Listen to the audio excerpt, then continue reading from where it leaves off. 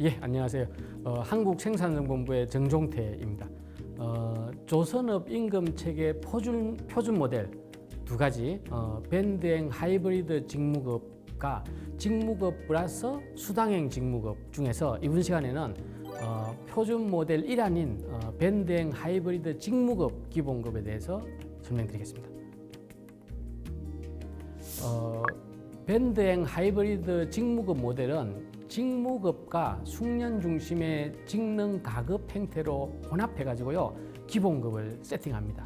그래서 기본급에 보시면 직무급은 직무 평가에 따라서 이제 공정별 직무 가치에 따라서 세팅이 되면요 실제로 그 직무를 수행하는 개인의 숙련 등급이 차이가 나잖아요, 그죠? 그래서 만약에 뭐 용접의 초보다 그러면 용접의 기본급 플러스 레벨 1의 어떤 숙련 등급 임금 두 가지가 포함해 가지고 그 직원의 직무급이 됩니다. 역시 이제 숙련이 뭐 3년, 4년 지나면서 레벨 2, 레벨 3로 올라가면 직무급 기본급은 동일한데 숙련 등급 가급이 많으면서 기본급이 올라가는 형태다, 이렇게 보시면 됩니다. 기타 재수당은 뭐 다른 하고 똑같습니다. 법정 수당과 휴가비, 뭐 학자금 등 지원이 있는 상태입니다.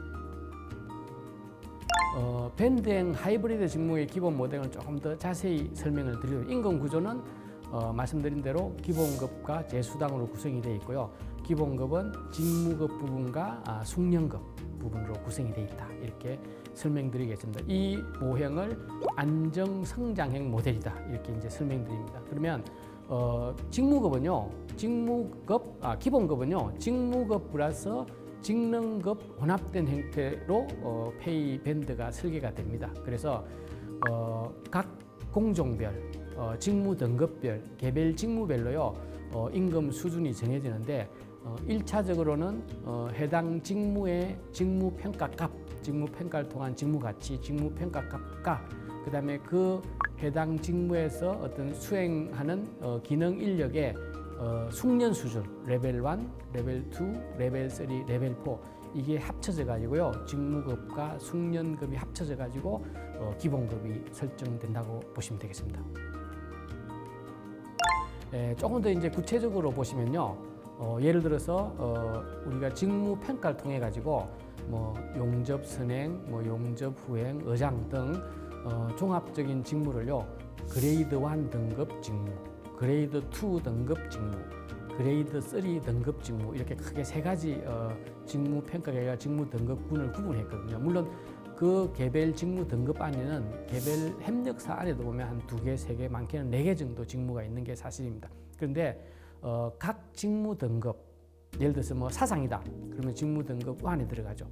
그러면 이제 사상 직무에 대해서도 이제 숙련 등급이 구분됩니다. 레벨 1, 레벨 2, 레벨 3. 보통 이제 그레이드 1 직무는요, 저희들이 제안하는 직무 그 숙련 등급은 그레이드 1인 경우에는 뭐 배제나 사상 같은 경우에는 레벨 3까지만 구성하고, 대신에 직무값이 조금 높은 숙련이 더 필요한 그레이드 2 직무나 또 더 높은 그레이드 3 직무는요 레벨 4까지 가는 걸로 저희들이 제안 드리고 있습니다.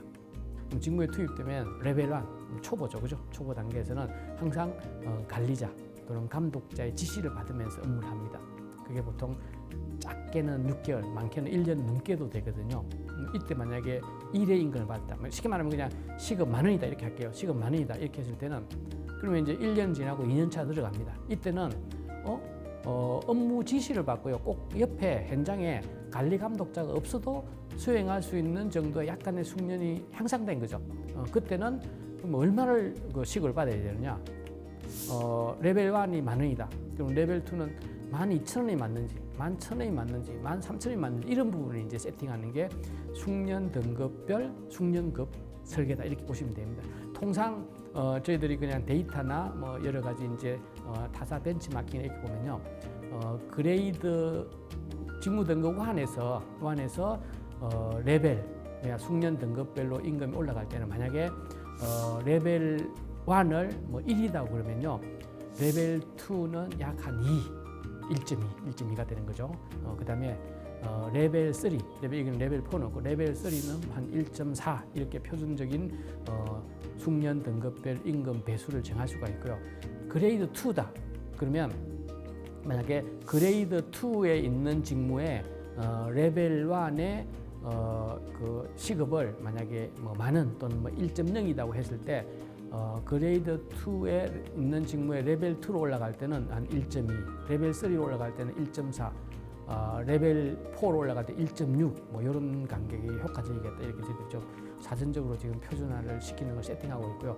대신에 그레이드 3는 더 고난이도가 직무가 필요하죠. 그럼 그레이드 3의 레벨 1의 시급을 1이라고 했을 때 레벨 2는 1.25 조금 더 올라가죠. 왜냐하면 기량이 더 필요한 직무고 고숙련화될 필요성이 있기 때문에. 그 다음에 1.5, 1.7 이제 기본적으로 조금 전에 이제 숙련 등급에 대해서 뭐 레벨 4까지, 레벨 3까지 직무 등급별로 숙련 등급을 설명드렸고요. 이제 다시 또 조금 들어와 가지고 이 기본급, 직무급에 대해서 조금 더 설명을 드리도록 하겠습니다. 직무급은요, 각 직무 등급을 고려한 직무 가치를 반영합니다. 그 직무 평가 모형에 따라서 여러 가지 항목별로 스케일별로 이제 점수가 다 부여된 이제 직무급을 고려해 가지고 해당 직무의 직무급을 설정하는데요. 여기에다가 직무 등급별 숙련 등급 차등 비율을 적용했을 때 종합적으로 이제 기본급이 결정되는 구조입니다. 지금 이제 데이터 분석을 한번 해보면요. 기본적으로 직무 등급별 기본급은요 5대 원청사, 5대 원청사니까 뭐 현대, 미포, 현대, 중공업, 삼성중공업, 하나오션, 뭐 이런 현대사모 이런 데를 말하는 거죠. 원청사 상용공, 이 원청사 기능직입니다. 상용공의 기본급 실직업 기준을 분석한 결과요. 그레이드 1 등급의 평균 시급을 기준으로 보니까요. 이걸 실제 그냥 그레이드 1에 있는 직무들의 임금을 다 시급을 계산하니까 임금 분포를 보니까요. 0.81에서 1.65까지 분포도가 나왔습니다. 자, 그다음에 그레이드 2 등급의 실지 지급된 평균 임금의 분포를 보니까요. 0.78에서 2.27. 물론 이제 그레이드 2가 그레이드 1 올라가야 되지만은 이제 현재 데이터는요. 만약에 그레이드 1에서는 뭐 레벨 1이 없을 수도 있고요. 그다음에 그레이드 2는 레벨 1이 있고 이러면 이제 저 그레이드 2에 0.78까지 내려간 게 현실입니다. 그래서 그거는 이제 현재 인원 분포에 따라 저렇게 나오는 겁니다. 그레이드 3 등급에는 0.79에서 2.06. 그러니까 상하는 그레이드 1에 있는 직무보다 그레이드 3에 있는 직무가 상한은 높지만은 밑에 있는 이제 초보적인 수준에서는 이제 실제로는 체계가 없는 게 사실이죠, 그죠? 그래서 이걸 보니까 정확하게 좀 이 숙련 등급 범위 체계가 좀 효과적이지 않다다, 뭔가 혼선이 있다 이런 게 나타납니다. 5대 원청인 상용공, G1을요 평균 1.0으로 봤을 때 G2는 평균적으로 1.18, 그죠? G3는 평균적으로 1.2 정도로 이제 나타났습니다. 그래서 여기에다가 이제 원청에 있는 그 기능공들의 이제 레벨을 다 구분할 때 레벨 1, 레벨 2, 레벨 3, 레벨 4를 구분해 가지고 직무 등급 간의 평균 시급을 계산해 보니까요. 의미 있는 차등이 나타납니다. 만약에 G1 등급 같으면 레벨 1 1에서 레벨 2 1.2, 레벨 3 1.3. 그다음에 G2 직무인 경우에는 등급 직무인 경우 레벨 1을 만약에 1이라고 했을 때 레벨 4는 1.6. 그다음에 만약에 G3 등급은 1에서 1.7까지 이렇게 했잖아요. 그거를 이제 직원들한테 그 레벨을 구성해 가지고 투비 모델을 만들어 보니까요. G1 등급의 평균 적용 시급 이거 1.15가 나옵니다. 1.15. G2 등급 직무의 평균 적용 시급은요 1.35가 나옵니다. 그다음에 G3 등급은 1.5가 나옵니다. 그래서 저걸 이제 다시 G1 등급을 1로 했을 때 G2 등급은 1.17, G3 등급은 1.13만큼 배율이 나타났다고 보시면 됩니다. 실제로는 레벨을 부여하니까 의미 있는 차등이 나온다 이렇게 보실 수가 있겠습니다. 다시 이제 조금 더 이제 모델 1, 그러니까 하이브리드형 직무급 기본급 모델. 이제 요걸 좀 더 자세히 이제 설명드리면요.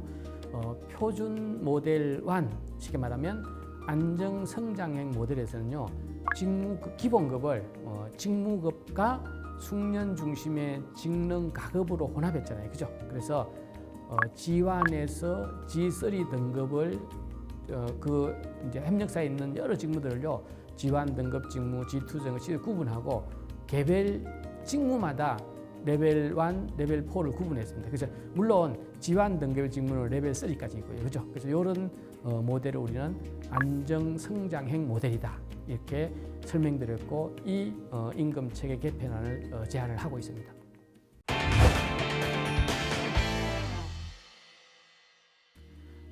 조금 더 자세하게요, 이제 기본급 밴드 설계 방향을 설명을 드리도록 하겠습니다. 구조는 이제 조금 전에 설명드렸고요. 기본적으로 기본급은요, 직무급 플러스 숙련급으로 구성된 밴드를 설계하는데, 이걸 고려할 때는 여러 가지 종합적인 현상들을 고려를 해야 됩니다. 직무별, 숙련 등급별 임금 수준 현황에 기반합니다. 실제로 이제 실제 임금 기반하는 건데, 거기다가 직무 등급별 숙련 기간, 요거는 G1 등급은 레벨 3까지, G2와 G3에 해당되는 직무는 레벨 4까지. 그다음에 평균 인상률은 1년이 지나면 임금이 올라가야 되잖아요. 그걸 몇 프로 할지, 요거는 이제 여러 가지 외부 환경 사항도 고려해야 되고, 그다음에 해당 직무에서 이제 그 레벨 1, 레벨 3, 레벨 4까지 있는데, 실제로는 이 기본급의 상한선과 하한선을 어디까지 설계할지, 이런 부분들이 이제 하나 둘씩 세팅되면요, 체계적인 안정 성장형의 임금 체계가 만들어지게 됩니다. 자, 기본적으로 이제 하나 둘씩 살펴보면요, 직무 등급별 숙련 기간, 직무 등급별 숙련 기간은요, 원활한 밴드적 임금 범위를 운영을 위해서요, 직무 등급별로 숙련 기간을 고려했습니다. 그리고 이게 만약에 그 미고려되면요, 향후에 어떤 데이터, 이상 데이터가 막 발생할 수도 있습니다. 그래서 기본적으로 직무 등급별 숙련 기간을 고려하는 게 필요합니다. 뭐 종합적으로 말씀드리면요, 고차원 이제 고기량이 필요한 직무 등급은 숙련 기간을 좀 더 길게 또는 한 단계 더 구성하는 게 필요하다, 이렇게 말씀드립니다. 두 번째는요, 평균 인상률인데요, 숙련 기간 및 평균 인상률을 고려해가지고 임금 폭을 정해야 됩니다. 그러면 이제 임금 폭이라는 것은요, 기준 임금 값에서 하한과 상한을 정하는 거거든요. 그래서 그 안에서 이제 임금이 인상되기 때문에 임금 폭을 정하는 게 두 번째 그 기본급 밴드 설계할 때 고려 사항입니다. 세 번째는요, 이 레인지 폭을 고려할 때 상하한선이 과연 경쟁력이 있느냐, 이걸 고려해봐야 됩니다. 왜냐하면 하한선이 너무 임금이 적으면 또 인력 유입이 안 되잖아요, 그죠?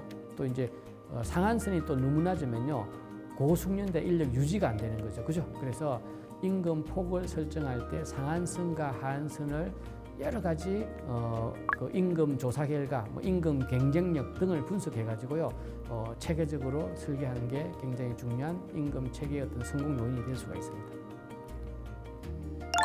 이제 기본급 밴드 설계 방식인데요, 앞에서 말씀드린 세 가지 사항을 고려를 해 가지고 기본급 밴드 설계 단계는요, 다음과 같습니다. 첫 번째는요, 기준값을 먼저 정해야 됩니다. 기준값. 그러면 그레이드 1, 그레이드 2, 그레이드 C에 각각 직무들이 2개, 3개 있잖아요, 그죠? 그럼 각 직무별로 합니다. 각 직무별로요, 현재 급여 수준과 또 직무 평가 결과, 또는 이제 직무 등급이 G1이냐, G2냐, G3냐, 어디에 속하느냐, 또는 숙련 등급이 뭐 L1부터 L3까지나 L1부터 L4까지나 이런 것들을 고려해 가지고요, 직무별로 기준값을 정해야 됩니다. 그다음에 직무, 숙련 등급 간의 임금 수준 차이를 정하는데, 이거는 시장 임금하고 비교를 통해서 효과적으로 설정해야 효과적인 임금 체계가 가동이 될 수가 있습니다. 기준값이 설정되고 나면요, 다음 단계로서는요, 임금 밴드 폭 조정과 중첩 정도를 설계하게 됩니다. 각 직무 등급별로요, 임금 범위를 결정하고 각 밴드의 기준값을 기준으로 해서요, 상한 레인지가 정해지면요, 그 직무 간의 어떤 중복 그 범위도 설정되게 됩니다. 그 직무 등급별로 임금 범위는요, 숙련 기간, 평균 인상률, 상한 하한의 임금 경쟁률 등을 고려해 설계하고 중첩 정도는요, 임금 범위가 크면 중첩 정도가 좀 많아지는 거죠, 그죠? 그래서 이제 중첩 정의와 동시에 최고 모델이 결정되게 됩니다. 표준 모델 1안 밴드행 하이브리드 직무급 모델은요, 기존 직무별, 개인별 기본급 단가 결정을 체계화시켜 놓은 방식입니다. 현 임금 체계의 변경을 최소화하는 거죠. 그제 지금 현재 이제 우리 조선업에서 기능직 인력 채용할 때 뭐 협상을 통해 가지고 시장 임금을 고려해 가지고 거기에다가 협상 또는 면담을 통해 가지고 개인별 기량 등급을 해 가지고 기본급을 정하거든요. 그 부분의 연장선상을 보시면 되는데, 지금까지는 주로 주묵구구식 경험적으로 진행되는 부분은, 그래서 최종적으로는 입사하고 나서 한 달 정도 기량을 보면서 맞는지 안 맞는지 재검증하게 되고, 안 맞으면 나가야 되고, 또 또 기량이 적으면 임금을 줄여야 되잖아요, 그죠? 그런 모델을요, 사후적으로 할 게 아니라 저희들이 제안하는 이런 밴드행 하이브리드 직무급 기본급 모형은요, 기존에 현재 있는 임금을요 굉장히 체계화, 정량화 또는 모델화했다, 이게 장점입니다, 그죠? 그래서 현재 있는 임금 체계를 이게 그 제도화, 체계화된 모델입니다. 그래서 직무 등급, 숙련 등급 기준 마련을 통해 가지고 체계적인 가이드라인을 통해 가지고 기본급 운용이 가능하도록, 그러니까 하나의 어떤 아주 새로운 모델로 점프하는 게 아니라요, 지금 있는 모델의 점진적 개선이다, 이렇게 보실 수가 있겠습니다. 기본급만으로요, 임금 협상 시에 지속적으로 임금 상승에 따른 임금비 부담이 이제 가중될 수도 있는 거죠. 왜냐하면 기초 인상률 외에 숙련공에 대한 시급 인상이 요구되는 게 만약에 지금은 만약에 이제 저희들이 이 모델을 도입하면 레벨 1, 레벨 2, 레벨 3, 레벨 4가 책정되는데, 지금 현장에서는요, 예를 들어 레벨 3, 레벨 4의 어떤 기량 등급을 안 줄 수도 있거든요. 그런 측면에서 보면요, 약간의 임금비 부담이 가중된다. 대신에 고숙련 또는 고기량 작업자를요 유지할 수 있는 장점이 있는 거죠, 그죠? 지금 문제점이 고기량자, 고숙련자가 이탈하는 문제점이 생기잖아요, 그죠? 그래서 전반적으로 조선업의 이제 이 숙련이 떨어진다, 이걸 해결하기 위해서는 조그만 임금비 부담이 되더라도 레벨 3, 레벨 4를 책정해 놓고 거기 맞는 부분은 추가적인 임금이 부담되더라도 설계하는 게 더 효과적이다. 이런 상황의 장단점 또는 현실적인 문제도 같이 고려가 돼야 됩니다.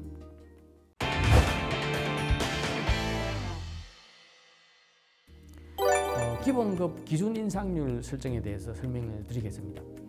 기본적으로 기본급 기준 인상률은요, 우리가 매년 되면 임금이 올라가야 되잖아요, 그죠? 물론 첫 번째 우리 안정성장의 모델을 책정하는 단계에서는 직무별로요 기준값을 정했습니다. 그런데 1년이 지나고 2년이 지나면요 물가가 올라가고, 또 뭐 법적 최저임금도 올라가고, 또 여러 경쟁사 임금도 올라가잖아요, 그죠? 그래서 이 부분은 여러 가지 요인을 고려해 가지고 현실적인 임금 수준을 향상을 통해 가지고 인력을 리텐션 시켜야 됩니다. 그래서 여기에 고려될 사항은요, 물가 인상률, 물가 상승률이죠. CPI, 소비자 물가 중요합니다. 그다음에 최저임금 인상률, 최근에 최저임금이 한 2.5% 정도 올라가잖아요, 그죠? 그다음에 원청사 또는 경쟁사, 원청사 임금 올라가는데 협력사 안 올려줘도 이제 그 상대적 박탈감, 또 경쟁사 협력사 올라가는데 우리가 안 올라가면 인력이 뺏기잖아요, 그죠? 이런 세 가지 관점을 고려해 가지고요 기준 인상률을 책정하는 게 필요합니다. 이 또 기준 인상률은요 또 외부 요인인 조금 전에 설명드린 물가 상승률, 최저임금 인상률, 경쟁사 인상을 고려하고요. 또 내부 요인으로는요 원청사 인상률 또는 우리 회사의 재무적 성과, 또 경영자의 보상 정책, 이런 것들이 종합적으로 고려돼 가지고요 기본급 인상률을 결정하게 됩니다. 조금씩 또 하나 더 좀 보면 물가 상승률은요 기본적으로 우리가 그 근로를 제공하고 소득을 받고 생활을 해야 되잖아요, 그죠? 그래서 최소한 물가 상승률만큼 임금이 올라가는 게 현실적이죠. 최저임금 인상률은요 이제 법적 최저임금이 이제 매년 뭐 많이 올라갈 때 있지만 최근 한 2%, 2.5% 올라가잖아요. 그것도 미니멈 그 이상으로는 올려줘야 되는 게 또 현실이죠. 경쟁사 인상, 뭐 인력이 계속 유출이 심하고 하기나 동종 산업 또는 유사 산업 또는 지역 내 뭐 또 타기업의 임금 인상률을 적극적으로 벤치마킹 해가지고요 적정 임금 인상률을 유지해야 인력을 효과적으로 리텐션 시킬 수 있게 됩니다. 자, 이제 내부 요인에서요 아까 그 뭐 원청사 인상률 등등을 볼 텐데 첫 번째 요인이요 원청사 인상률입니다. 또는 유사 업무 수행 인력인 원청사 임금 인상률 변화를 고려해야 됩니다. 그죠? 그래서 이거는 이제 참고할 사항이죠. 그죠? 두 번째는 우리 회사가 뭐 성과를 조기에 달성해 가지고 기성금을 많이 받고 또 이제 목표 달성 경력금도 받고 그러면 회사의 재무적 성과 올라가면요 실제로는 이제 기준 인상률을 올릴 수 있는 재무적 여력이 존재하는 거죠. 그래서 회사의 재무적 성과도 지속적으로 참고가 돼야 됩니다. 또 중장기적으로 조금은 이제 재무적으로 어렵지만은 장기적으로 숙련 인력을 지속적으로 유지하고 생산성을 올리고 이렇게 회사의 정책적 전략을 하기 위해서는 회사의 보상 정책도 굉장히 중요한 요소 중에 하나다 이렇게 말씀을 드릴 수가 있겠습니다. 이제 종합적으로 보시면요 최저임금 인상률 2024년에 2.5% 지금 아마 시급이 1,500원인가 그럴 겁니다. 그 다음에 2001 물가 상승률 한 2.6% 정도 한국은행에서 발표한 물가 상승되죠. 그러면 기본적으로 우리가 이제 매년 기준 인상률을 책정할 때는요, 이 최저임금 인상률이나 CPI 물가 소비자 물가 상승률 정도는 고려가 돼야 됩니다. 그 이상이 되면 효과적이죠. 그다음에 경쟁사의 인상률을 업계에 지속적으로 데이터를 참고를 해가지고요. 저 인상률보다 떨어지면 인력이 유출 가능성이 있는 거죠. 그다음에 원청사에서 이제 기성금 올려줍니다. 뭐 5%도 올려줄 때도 가는데 저 부분도 이제 매년 고려를 해가지고요. 우리 협력사에 기본급을 얼마 올려줄지 책정을 합니다. 그래서 저걸 토대로 해가지고 기준 인상률을 설정이 됩니다.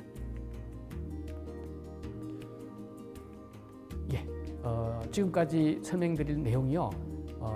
하이브리드형 직무급 모형, 안정성장형 모형의 임금 구조 설정 방식, 기본급 인상률에 대해서 설명을 드렸습니다. 감사합니다.